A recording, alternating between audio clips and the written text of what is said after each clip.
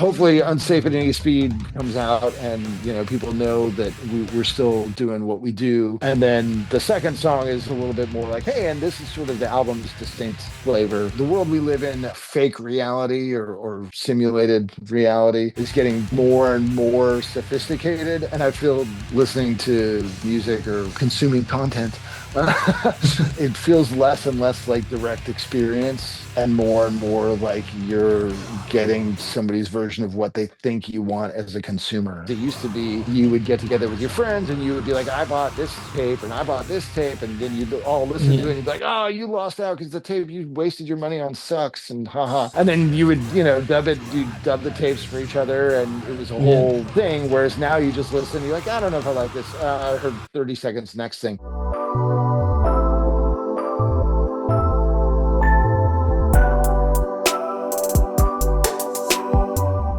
Welcome back to another episode of Hero's Journey. Thanks for listening. And today I'm joined by Matt Harvey of the band Exhumed. Thanks for being here. Buddy, yeah, I was curious about the podcast with the Joseph Campbell reference for the title. I thought that was kind of interesting. Usually, it's always like metal attack or whatever. Yeah, So yeah. it's I refreshing. mean, yeah, hopefully we still get to talk metal here. The idea initially came around just my branding of Heroic and everything. And then when I got to actually starting to interview people and talk to them, I was very interested in like the early stages of a career or like Mhm. getting to the point they are. So it all kind of coalesced in the name Hero's Journey. Makes Yeah. sense. Yeah. Yeah. But yeah, I'm sure you have your experience with, Metal Attack, like Death Void podcasts, kind of style names. But to kind of give context to that, if there's anyone listening who doesn't know you, doesn't know the band, how would you kind of describe you guys and the music that you make? Exhumed is a sort of long-running underground death metal band. Our first album was called Gore Metal, and that's sort of the sub genre. I guess our sound is best described as, traditional kind of old school death metal, but with a lot of influence from grindcore and thrash and a bit of punk and hardcore as well. Yeah, yeah, perfect. I mean, I listened to some tracks of that debut album, and I think even just that name, Gore Metal, like perfectly describes the entire band and all your like images and everything around it, like visuals and everything.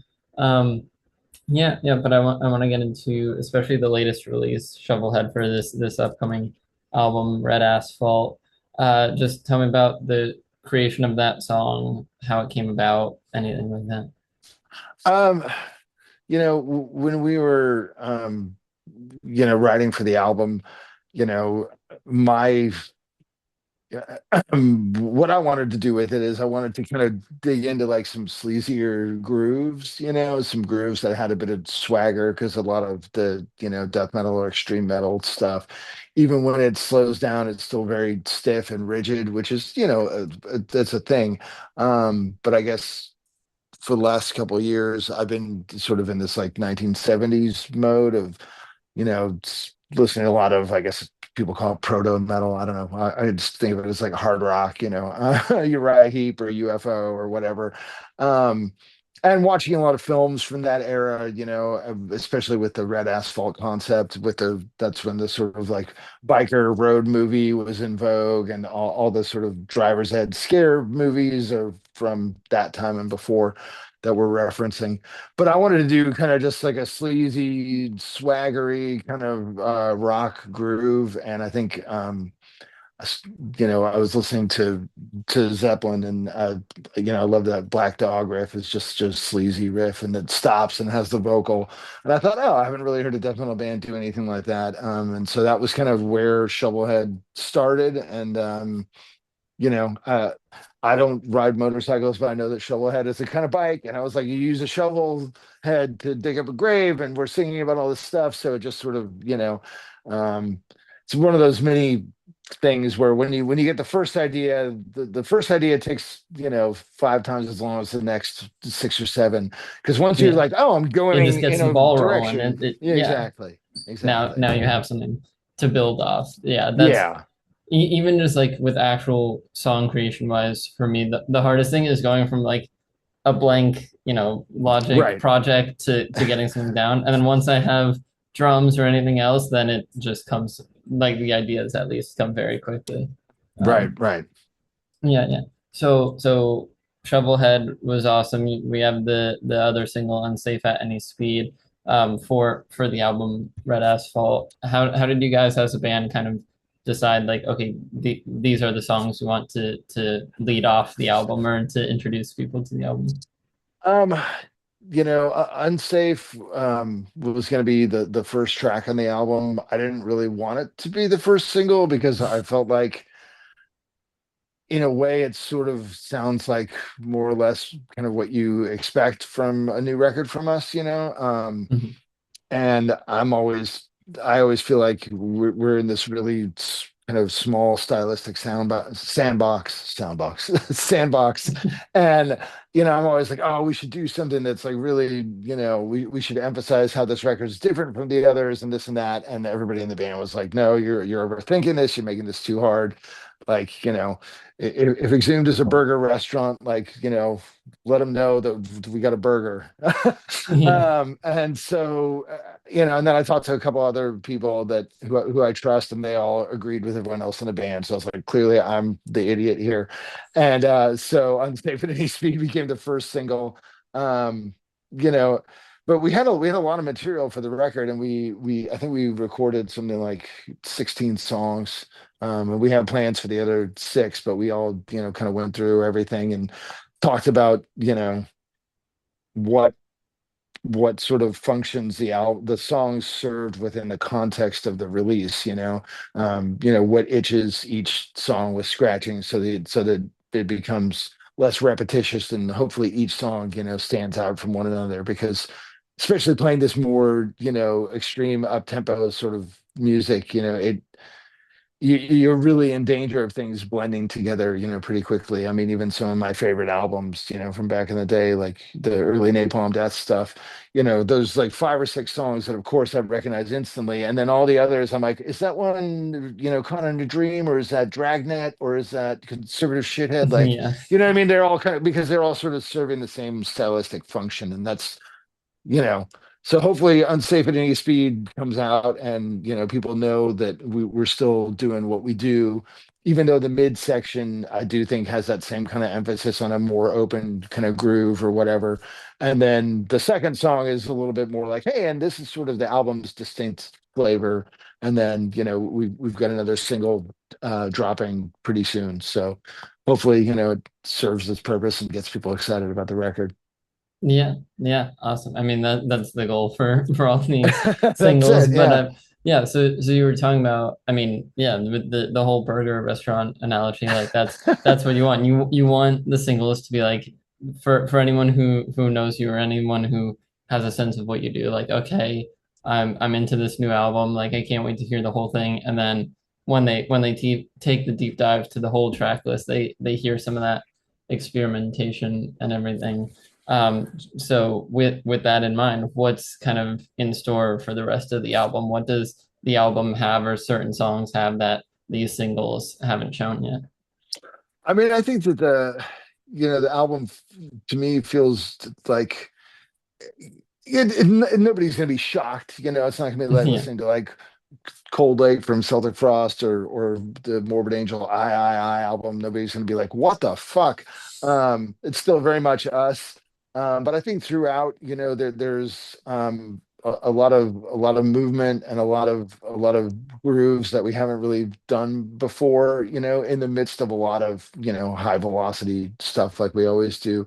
Um, some songs are a bit more melodic, and some songs are just, purely aggressive. Um, and I think, like I said, we're in this sort of small creative space and trying to find something interesting to do each record as time, continues to pass. I think that's like our biggest challenge. So I think, if people want to hear, our thing, but with a bit more swagger and a bit more sleaze and a bit more, you know, there's a couple songs that I think feel more almost like, I mean, God, I don't want. I'm afraid that, like, I was gonna say they feel more like jammy, but it's not Yeah. like fucking 8 minutes of just dicking around on guitar, like, a live album from the '60s or something. But there's a couple songs where you feel like, it's more like being in the room with a band or whatever. And Hmm. I think another thing that's important to us with this record and really with all our records is I think the production is not so sanitized, I feel like the album has a lot of air moving, a lot of breath to it. And Hmm. I don't think that I don't think it sounds shitty, but I don't think it sounds polished, and so it's like with anything, we're trying to walk a fine line where, it's clear, it's powerful. You're not going to hear it and think you're hearing a band's first demo, but I don't want people to think that, they're hearing, your normal sort of Andy Sneap, Yeah. my buddy Andrew from Rip to Shreds calls it the nuclear blasted production, where, everything is completely, fixed in a computer and everything's made, Yeah, exactly. super Because precise. It's then it boring, just loses like the human touch to it. I was Yeah, listening to like I know it's also a big thing in rap music and stuff. I was listening to I think it was Logic, a rapper, talk about like programming beats or making beats. And for all of like the early days of his career it was, snapping to the grid. It was exactly like quarter notes or whatever, like perfect. hmm And then he would listen to all these other records and be like, why isn't it flowing as smoothly and everything, or why does it sound so robotic or like fixed? And then he realized some big producer, I forget who exactly who it was, but like would intentionally have hits be a little offbeat or like Sure. not quantize it exactly perfectly, like have some mistakes in the quantizing, and it felt more human, or it gave it like a little bit of a swing or like flow feel to it.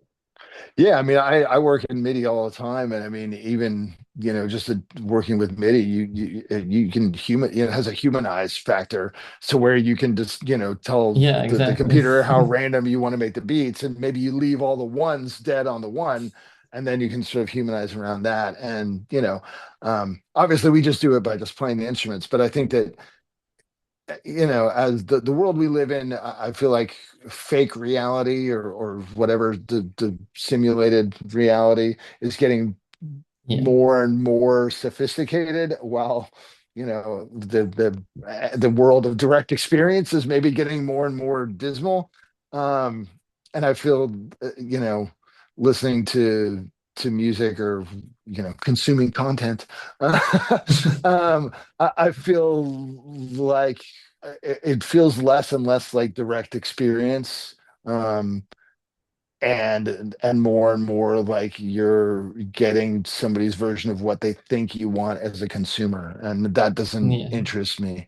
And it doesn't creating that doesn't interest me either. I mean, if somebody paid me a bunch of money, sure, I'd do it for work, but I wouldn't be like, hey, I really, this Yeah. is like my outlet or whatever. So Yeah. it's an interesting time to be making music. Yeah. No, I feel the same way about like when people talk about like movie theaters and how they might go away. And because I'm a pretty big movie fan or movie theater Mhm. goer. And like I'm someone who doesn't think that, as realistic as it looks, movie theaters are going away anytime soon, because that's still like the ideal experience for me. That's like the best you can get from a movie, where streaming is kind of the like what people want, or less polished version of it. It's like a plan B almost. Like if you can't go to the theaters, then Right. here's like a more comfortable or accessible way to get it at your home. And so that, yeah, that's kind of how it feels to me. And it also, that speaks to just the broader trend of everything, to Yeah.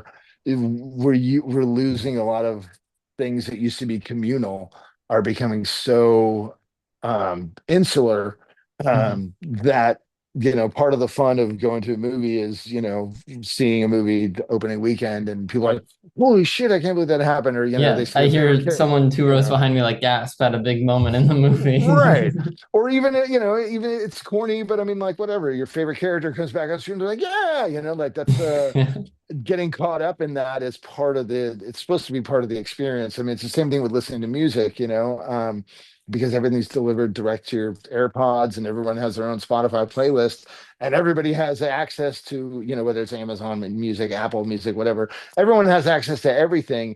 It's that's terrific if you're curious, but if you're not, it's probably way worse because it used to be, you would get together with your friends and you would be like, I bought this tape and I bought this tape, and then you'd all listen to it Yeah, and you'd be like, oh, you lost out because the tape you wasted your money on sucks and haha. And then you would, you dub the tapes for each other and it was a yeah, whole thing. Whereas now you just listen and you're like, I don't know if I like this. I heard 30 seconds, next thing. Okay. exactly. And Yeah, so we've, I feel like, the first 10 years of unlimited access, we got a lot of benefits. And now we're sort of in the hangover phase where we're turning around and realizing what we've lost. yeah, So, yeah. Hey, heroes. Sorry to interrupt that podcast episode, which I hope you are enjoying. But I wanted to tell you about my clothing line, Quest Clothing. Ever since I started really pursuing YouTube and music and all these creative things that I do, I've dreamed about starting this clothing line specifically. I had the name, I had the idea like for years before I started it, and now it's finally here. You can wear clothes like this. I have sweatshirts available, t-shirts, even clothing for like my music with cover arts and lyrics and things like that. It's all super, super cool. And right now is the best way for you guys to support me across everything I do. So be sure to check out the Quest Clothing web store with the link in the description and follow at Shop Quest Clothing on Instagram for updates about collections, discounts, things like that. Anyways, I don't want this self-sponsorship to take too long, so let's get back to the episode. I mean, it was a big deal. Like I was listening to a podcast of a producer talk about he grew up in very much the like record store, like vinyl sure. days. And so it was a big deal that you save up your allowance money or whatever, like money from summer jobs, and like once a month you get an album, like one record, and you better Right. like make sure it's a good one or one that you want to listen to. And if it's not so good, then it's like, all right, well, hopefully next month I pick a better album. Where now, Right. like you were saying, you listen to 30 seconds or the intro of a song and you're like, ah, that's not for me, and can go into any other song that exists. Yeah. And I think, another thing I remember as a kid, I would get a cassette tape. I had my weekly allowance was enough for like a cassette tape and like a Slurpee or a Big Gulp or something. Um, and I would get a tape, and if I didn't immediately love it, I would have to sort of sit with it, and I would be like, well, I spent 8.99 on this cassette. Like, Yeah. shit, I'm not going to get any money for a week. And, especially at 12 years old, a week seems like a really long time. So you'd sit with it and you'd be like, well, maybe I'll try it again. Like, maybe I'll like it this time. Or That's what maybe, I was gonna say, because I feel like not many yeah, people do that nowadays. So would you give it a second chance? Because I try to do that every now and then with music, even in the streaming sure. era. But yeah. You have to be a very sort of intentional listener to really Hmm. reap the benefits of it. I feel like, for somebody that is a casual fan or like I would say maybe like an entry level fan, you're going to miss out on a lot of things. But if you're like a deep dive person, I mean, I love having access to everything, and, I'll pick, usually it's not metal because I've been listening to metal for 40 years or whatever, but I'll pick a piece and I'll just like listen to that for a month, and then I'll kind of be like, oh, and this inspired that, and we go off on these tangents and stuff. But I don't think most people listen to music that way. I think most people Yeah. just sort of put it on in the background and do whatever. Um, so I don't know, it's a very double-edged sword. Yeah, yeah. I mean, one of my favorite like smaller bands now I discovered from a rabbit hole of my favorite band of all time. Right, So right. it was literally I was listening to from my favorite band at one of their concerts. The singer had his brother as one of the opening acts. I was like, okay, this is pretty cool. I could get into this. got became a fan of the brother, everything. And then in one of the brothers like behind the scenes or making of videos, he was working with this other band, and then I jumped to them, and now Right. they're like one of my favorites. And it's following those paths of like inspiration or connection to discover things that most of the time I feel like are also like similar to what you already like. It's not some random band that's just coming up somehow. It's like there's a through Right, line right. that you know there will probably be some similarities. And I think, that's just a fun experience with anything, to go down those rabbit holes I mean, that's how I found out about so many of my favorite bands. Be like, oh, Yeah. I love, Carcass. Like, who influenced them? It's like, oh, there's Siege, there's Repulsion, there's Master, there's Macabre, and so on. And then you try out, try to seek out those bands and then see what you thought. And you just sort of one thing leads to another. It's just as long as you're actively exploring and taking an interest, and I think that sometimes having access to everything discourages that because it feels so massive. You're like, where do I start? You know what I mean? Yeah. 10 albums seems like, oh my God, there's a whole bunch. One album is depressing, but 10 million albums is just overwhelming and you just sort of give up. You just throw your hands up. Yeah, yeah, exactly. I just had like a crazy moment literally last night because I was listening to, again, sorry to keep bringing it back to rap music, but one of my Oh, favorite that's great. rappers, and I was like, this is so incredibly like underrated. I wish it got more like acclaim, everything. And I checked, he must have gone down a bit over the years, but I checked his like Spotify listener count, and it's like just under 10,000. It's like 9,000 something.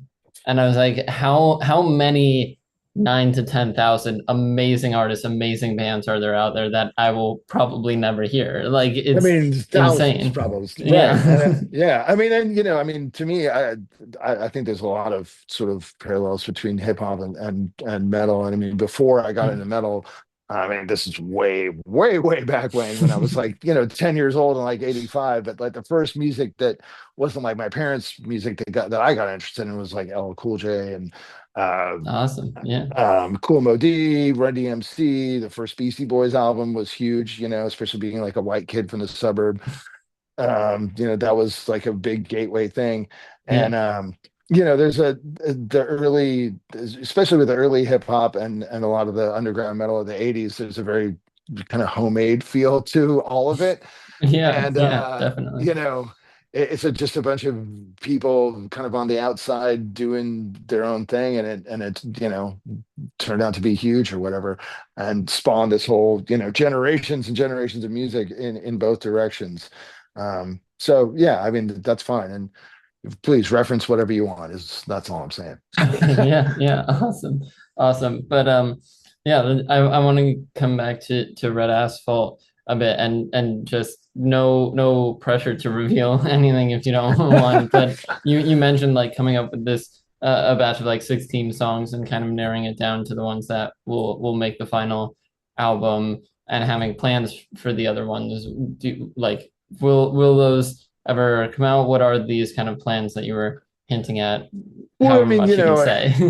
no, I mean, I can't really go into specifics because they're not, they're not concrete yet. But I mean, Yeah, I think yeah, it just is because there is no like solid plan. it's pretty normal though. I think fans are pretty used to the pattern of a band does a record and then they go out for a while on a tour and then the tour cycle sort of elongates and then at some point the record it feels kind of old, so then it's like, well, hey, there's also this other material that sort of helps kind of rejuvenate the touring cycle because I think um it especially after doing several records, maybe new material isn't necessarily the thing that is most useful for the band. You know what I mean? Like in terms of like, what do you have that you can sort of capitalize on? Because I mean, ultimately, we have to go out and play gigs to not only to promote the record, but it's a financial kind of necessity if we want to keep doing Yeah, this.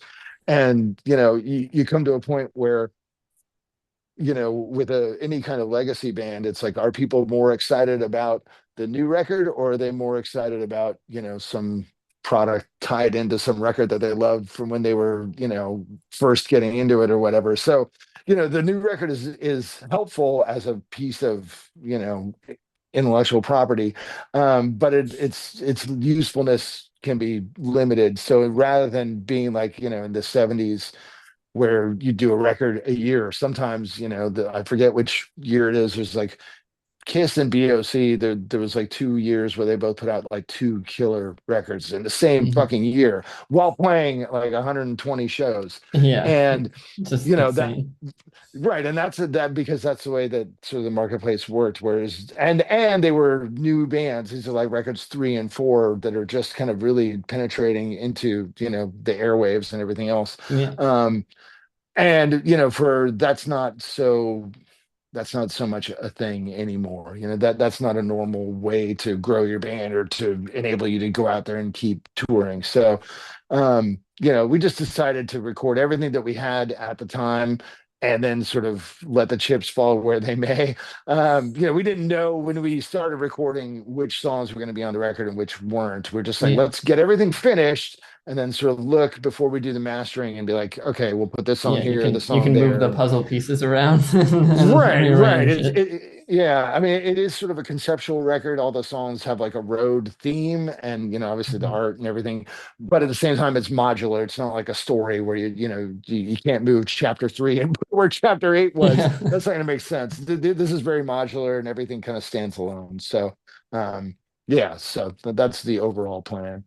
awesome. Yeah, I love any kind of like concept album or album that has a story to it. So I'm sure the final product, the final track list will be awesome. And I know you got to go in a second here, so I want to get into kind of Oh since yeah, you. sure.